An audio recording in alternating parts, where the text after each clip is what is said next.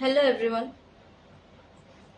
क्या आपको पता है कि आज मैं जो स्टोरी बोलने वाली हूँ वो एक रियल लाइफ स्टोरी है। मेरे मेरे ज़िंदगी की स्टोरी है। अगर आपका घर, आपको जो सेफेस्ट प्लेस है वही आपके लिए अनसेफ हो जाए तो कैसा होगा। ये कहानी शुरू होती है एग्जैक्टली 1947 से। आफ्टर इंडिपेंडेंस डे,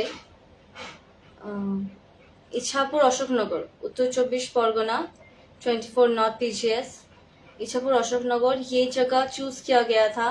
सारे रिफ्यूजीज हो या जितने भी क्रांतिकारी हो, जिनके परिवार को छुपाने के लिए इस जगह को चूज़ किया गया था। तो इस जगह पे बहुत सारे परिवार रहते थे, बहुत से लोग रहते थे छुपा के, क्योंकि ये जगह तब उतना किसी को पता नहीं था उस वक्त पे। तो इस जगह का एज अ सेफ प्लेस नाम देकर इस जगह को वैसे बनाया गया था। ये एक सच्ची घटना है जो मैं आपको बोलने वाली हूँ। तो उस युद्ध के बाद जब इंडिया फाइनली फ्री हुआ, उसके बाद इस जगह पे अचानक से एक बीमारी हुई और जिसके कारण बहुत लोगों की मौत हुई। पर तब अंग्रेज बाहर थे, तो वहाँ के कुछ लोगों ने ये तय किया कि यहाँ पर से जो भी इस जगह पे मारे गए हैं या बीमार की वजह से जिनकी मौत हुई है, इस जगह से किसी की लाश को भी बाहर नहीं लिया जाएगा।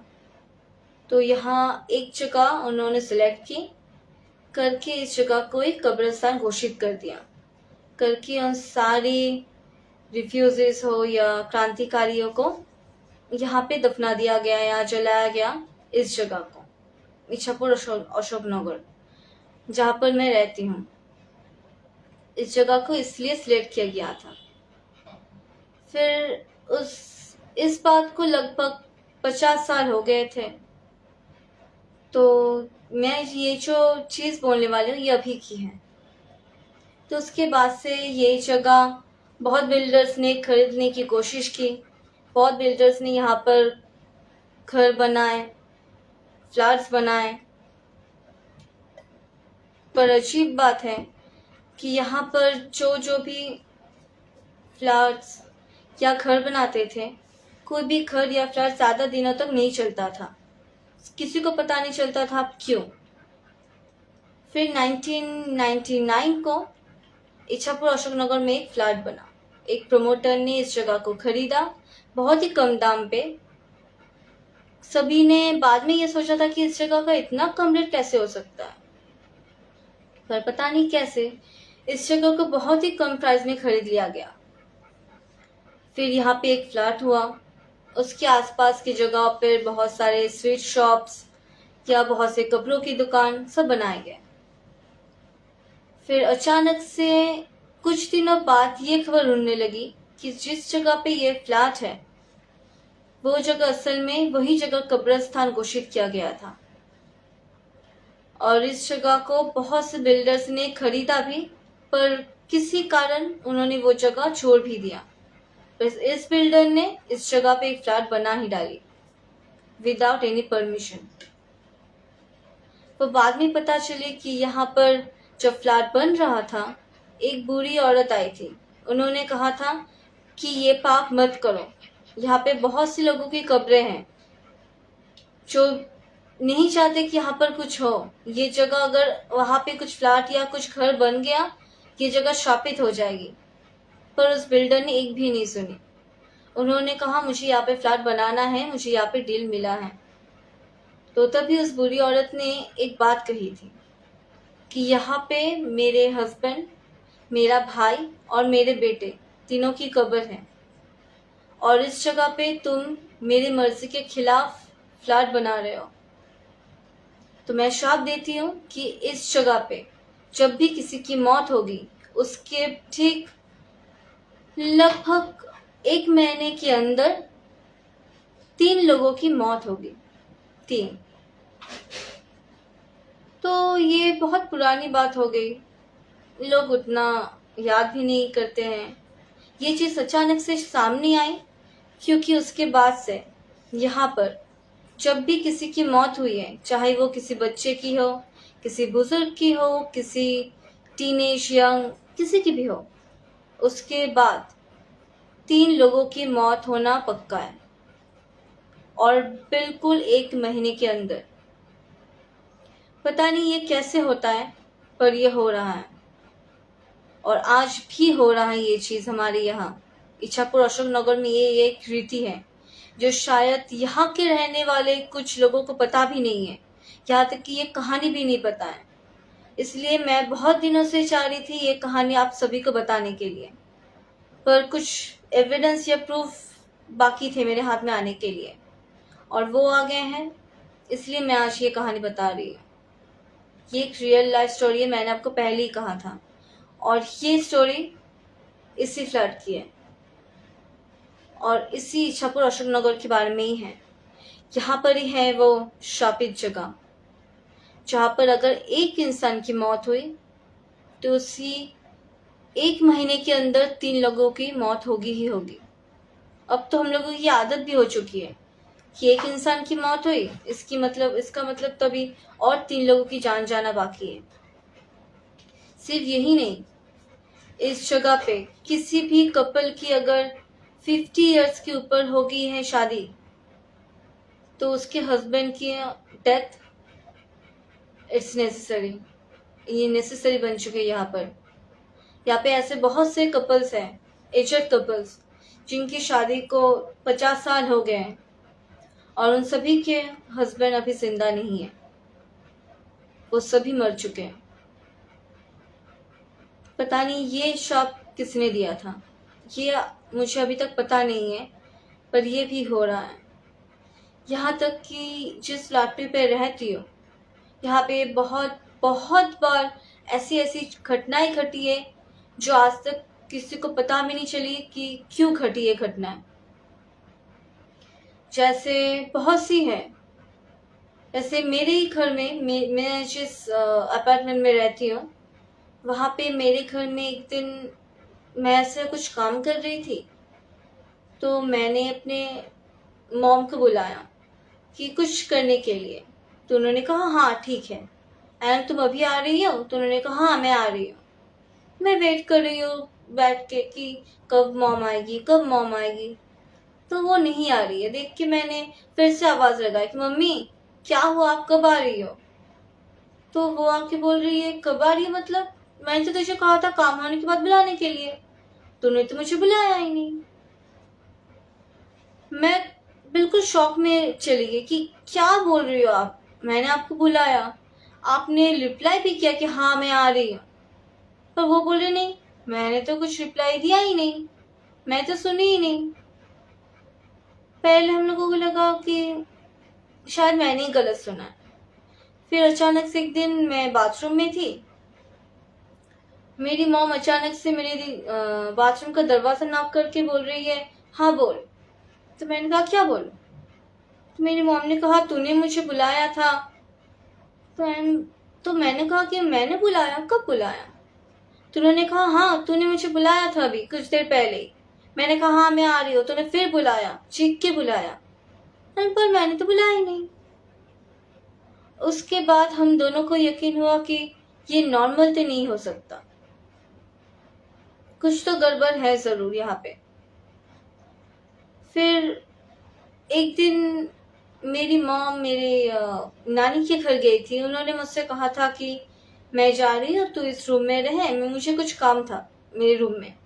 तो वो दरवाज़ा बंद करके, मेरे रूम का दरवाज़ा बंद था, बंद करके उन्होंने कहा कि मैं जा रही हूँ, जाने से पहले कुछ सामान लेना है नानी के लिए, लेकर मैं जा रही हूँ। मैंने कहा ठीक है। तो उनके निकलने के 2 या 3 मिनट बाद ही अचानक से सामने के रूम से कुछ बर्तन की किसी चीज़ की आवाज़ आने लगी। तो मैंने कहा कि तुम अब तक नहीं गई? अब तक नहीं गई मॉम? तो सुना कोई आवाज़ नहीं है। तो मुझे लगा उन्होंने शायद सुना ही नहीं है। तो मैंने फिर से कहा, तब भी कोई रिस्पॉन्स नहीं था। मैं हैरान हो गई कि वो रिस्पॉन्स क्यों नहीं दे रही है। तब मैंने दरवाज़ा खोल के बाहर देखा। अजीब बात थी कि बाहर कोई भी नहीं था। मॉम जब आई, मैंने उनसे कहा तो उन्होंने कहा, मैंने तो उससे जब कहा कि मैं वो चीज़ लेके निकल रही हूँ, मैं तभी निकल गई थी, मैं तो उसके बाद घर में आई नहीं। पर मैंने साफ सुनी थी बाहर किसी की आवाज़, बर्तन की आवाज़, कुछ चीज़ों की आवाज़। तो वो कैसे आ सकती है जब वो रूम में थी ही नहीं। ऐसी बहुत सी चीज़ें होने लगी, यहाँ तक कि ऐसा कभी कभी लगता था कि फ़ोन बज रहा हो। तो पहले हम लोगों ने सोचा, पर मैंने गूगल में भी सर्च किया ये पता लगाने के लिए कि शायद ये हमारे ब्रेन का कुछ फंक्शनिंग का प्रॉब्लम हो। तो पता लगाने से गूगल ने कहा कि हाँ, ये एक सिंड्रोम है जिसपे कभी कभी लगता है कि हाँ आपका मोबाइल बज रहा हो, पर वो असल में बजता नहीं है, वो बस ऐसी आहट या आवाज़ सुनाई देती है। तो शायद यही हो सकता है। पर एक दिन मैंने भी सुना, मॉम ने भी सुना, यहाँ तक कि मेरे भाई ने भी सुना। मेरा भाई वो 4 पैर वाला फरी बेबी है, तो जाहिर सी बात है वो उसके कान तो नहीं बज सकते हैं, या उसको तो ये सिंड्रोम नहीं हो सकता है। पर वो भी पलट के देखा मोबाइल की तरफ जब हम लोग देख रहे थे, इसका मतलब उसने भी सुना, पर तब फोन बजा ही नहीं था। ऐसा बहुत बार हुआ है। मेरा जो भाई है वो मेरे रूम में बैठा हुआ है, अचानक से सामने की तरफ देखा, देख के उठ के मुस्कुरा के अपने टेल को वैक्स करते करते वो बाहर की तरफ दौड़ा, दौड़ के फिर दूसरे कमरे की तरफ चला गया, फिर आया, आके वो इस तरीके से यहाँ वहाँ देखने लगा कि जैसे वो किसी को ढूंढ रहा हो, फिर यहाँ से वहां दौड़ने लगा कि जैसे वो किसी के पीछा कर रहा हो, फिर चुपचाप से आके बैठ गया। तो ये कैसे पॉसिबल है कि हम तीनों को ही ऐसी चीजें फील हो रही है। हम लोग ठीक है मान सकते हैं कि हाँ कोई सिंड्रोम है, ये है वो है, पर उसका तो नहीं हो सकता, क्योंकि किसी ने नहीं सुना है आज से पहले कि किसी फरी बेबीज का ऐसा कोई सिंड्रोम हुआ है या ऐसा कुछ प्रॉब्लम हुआ है। यहाँ तक कि हम सभी को ये पता है कि उन्हें अच्छे से एंटिटीज या स्पिरिट्स दिखते हैं, तो शायद उसको कुछ दिख रहा होगा। ऐसी बहुत सी घटना होने के बाद ही मैंने ये पता लगाना चालू किया। मैं पहले नहीं पता लगा रही थी। मुझे आईपीएस टीम के एक मेंबर थे, वकर राज,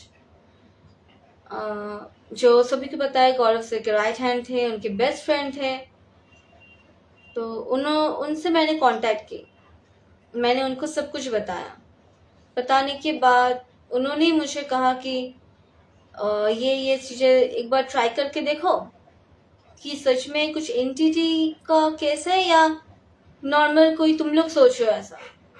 तो वो चीज़ें हम लोगों ने करके देखी, पर नहीं, ये एंटिटी थी। फिर उन्होंने मुझसे कहा कि पता लगाओ इस जगह के बारे में, क्योंकि कभी कभी घर नहीं पूरी जगह ही शापित होती है।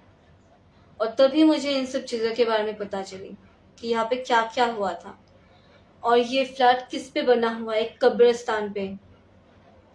हम सभी को पता है कि कब्रिस्तान अगर बहुत पुराना हो 50 इयर्स के ऊपर, तो वहाँ पे प्रॉपर्टी खरीदी जा सकती है, वहाँ पे बिल्डिंग्स बनाया जा सकता है, पर वहाँ पे स्पेशल गवर्नमेंट परमिशन लगता है, वहाँ पर से सारे डेड बॉडीज हटानी पड़ती है, फैमिलीज की परमिशन लगती है फिर। पर यहाँ पर ऐसा कुछ भी नहीं हुआ था, हमारे प्रमोटर ने कुछ भी नहीं किया था। सारे मुर्दे के ऊपर ये फ्लैट बनाया गया है। साफ बात यही है, अगर आज भी इस जगह को अंदर से खोला जाए तो डेड बॉडीज मिलेगी। और ये सारी कहानी सच्ची है, मैंने खुद एक्सपीरियंस किया है। सिर्फ मैंने नहीं, मैंने, मेरे मॉम ने, यहाँ तक कि मेरे भाई ने भी। उसको भी रात को अजीब से चीजें दिखती है, वो डर जाता है, वो रोने लगता है। ये जगह है शापित, मैं खुद बोल रही हूँ, ये जगह शापित है। स्पेशल ये फ्लैट शापित है। यहाँ पर ऐसी चीजें होती है, सिर्फ मैंने नहीं, यहाँ पे फ्लैट पे और भी जितने सारे लोग हैं उन्होंने भी ये फील किया है। कि यहाँ पर कुछ चीज़ें हैं। यहाँ पे हमारे फ्लोर पे या सेकंड फ्लोर पे जो लोग रहते हैं उन्होंने भी कहा है कि उन्होंने रात को लैंडिंग पे किसी को खड़े रहते हुए देखा है। जब लैंडिंग की लाइट ऑन की गई वहाँ पे कोई भी नहीं था। तो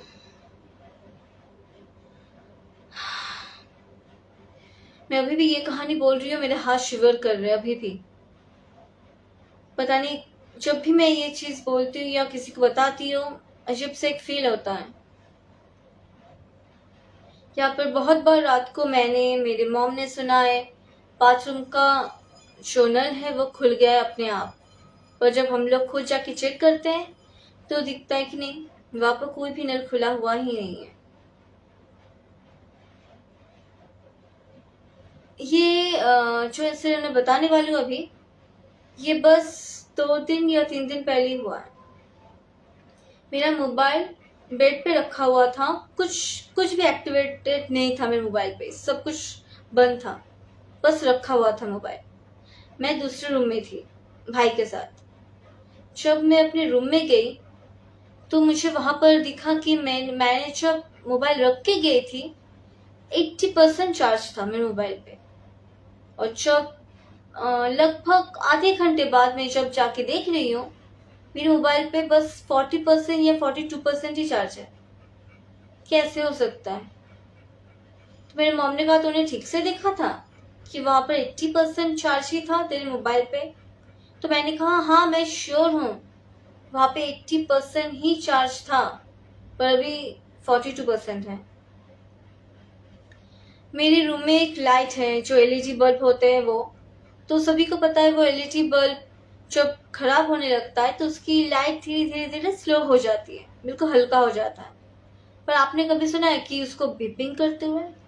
हाँ, मेरे कमरे का जो एलईडी लाइट है वो बीप कर रहा था नॉन स्टॉप पूरा एक दिन। फिर अगले दिन जब उसको स्टार्ट किया गया, उस लाइट को ऑन किया गया, बिल्कुल सही था। तो मैंने जब गूगल से पूछा या बहुत से लोगों से पूछा तो उन्होंने सभी ने कहा कि नहीं, ऐसा बीप तो नहीं करता है वो लाइट। आप सभी को पता, आप सभी समझ सकते कि वो एलईडी लाइट्स जब खराब होने लगते हैं तो कैसा होता है। तो ऐसी चीजें बस ये 2 दिन या 3 दिन पहले हुई है मेरे घर में। उससे पहले गाने अपने आप बदल जाना, या मोबाइल ऑन करके रखने से अपने आप बंद हो जाना, टीवी अपने आप चालू हो जाना, ऐसा बहुत बार हुआ है। पहले हम लोगों को लगता था कि शायद हमारा घर हॉन्टेड है, पर हमारा घर हॉन्टेड क्यों होगा? ऐसी कोई बात तो नहीं है इस घर में। फिर पता चला कि ऐसा हुआ है। यहाँ तक कि हमारा जो फ्लोर है उस पर हमारा रूम है, बस दूसरे एक रूम है, मतलब एक दूसरा अपार्टमेंट है, एक दूसरा उसके पास एक अपार्टमेंट है, और हमारे बिल्कुल सामने एक अपार्टमेंट है। अभी वहाँ पे लोग रहते हैं, पर पहले ये जगह जब हम लोग आए थे तब से बंद था। मतलब लगभग आप बोल सकते हो 10-12 साल से वो कमरा बंद था। पर बहुत स्पेशली हमारे फ्लोर पे जो लोग थे उन्होंने सभी सुना है उस कमरे के अंदर से आवाजें आती थी रात को, जैसे कोई चल रहा हो, कुछ चीजें उठा रहा हो। पर जबकि वहां पे जो दरवाजा था उसको कौन मैंने सील करके गया था, तो जाहिर सी बात है सील रूम में कौन अंदर आ सकता है। और हमारा जो बिल्डिंग है वो फोर्थ फ्लोर वाला बिल्डिंग है, बिल्कुल पुराना जो फ्लैट होता है बिल्कुल वैसा। तो वहां पर अगर कोई बैल्कनी से चलने की कोशिश भी करे तो वो भी पॉसिबल नहीं है। तो कौन रहता था उस रूम में? बस सुबह कोई आवाज नहीं आती थी, सिर्फ रात को। यहाँ तक कि इस अपार्टमेंट में जब भी किसी की मौत होती थी 3 दिनों तक उसकी आत्मा भटकती थी। जिनके घर में होती थी उन लोगों ने खुद फील किया है। जैसे हमारे अपार्टमेंट के ऑपोजिट, नहीं, हमारे अपार्टमेंट उसके पास एक अपार्टमेंट, उसके दूसरी तरफ एक अपार्टमेंट है, वहां पर उनके घर में उनकी दादी की डेथ हो गई थी। उसके 3 दिनों तक उनकी आत्मा उनके घर में भटकती थी। उन्होंने खुद फील किया है कि कोई जैसे वो कपड़ा पहनती थी सफेद साड़ी, वैसे ही सफेद साड़ी में कोई घूम रहा हो घर में, ऐसा फील हुआ है बहुत बार। यहाँ तक कि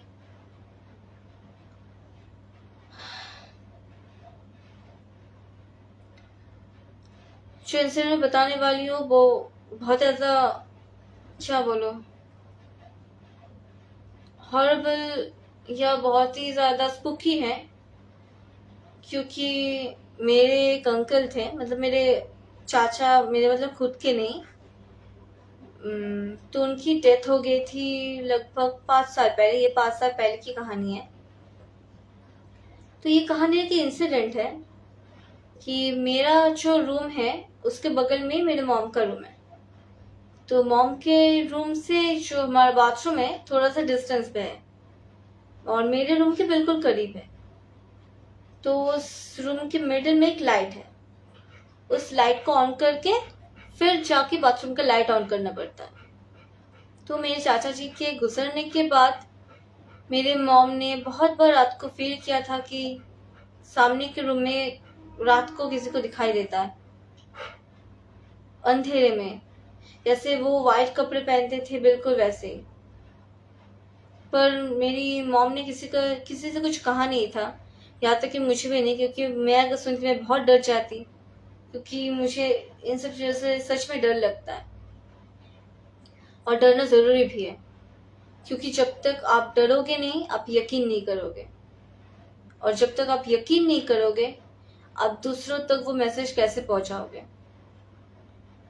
तो इसलिए उन्होंने मुझसे कहा नहीं था, पर वो खुद फील करती थी। उन्होंने बाद में इतने सालों बाद मुझसे कहा कि ऐसा ऐसा हुआ था। तो ऐसी बहुत सारी घटनाएं अभी भी इस अपार्टमेंट में होती हैं और ये जो कर्स है आज भी बरकरार है। एक का मौत यानी लगातार 3 लोगों की मौत। यही इच्छापुर अशोकनगर की कहानी, जहाँ पे मैं रहती हूँ, वो जगह श्रापित है। तो मैं अगर यहाँ पे किसी को जानती हूँ तो प्लीज़ आप ये वीडियो देखें, मेरा ये पॉडकास्ट सुने, ताकि आप भी सतर्क रहें। तब तक के लिए stay connect with me and subscribe my YouTube channel the Shonas show, जो हैंडल नेम है, उसको सब्सक्राइब ज़रूर करना, लाइक शेयर कमेंट करना। मेरे फेसबुक अकाउंट को भी फॉलो करना, मेरे इंस्टाग्राम अकाउंट को भी फॉलो करना। आज के लिए बस इतना ही। ये एक रियल लाइफ स्टोरी थी, मैं फिर से बोल रही हूँ। बाय।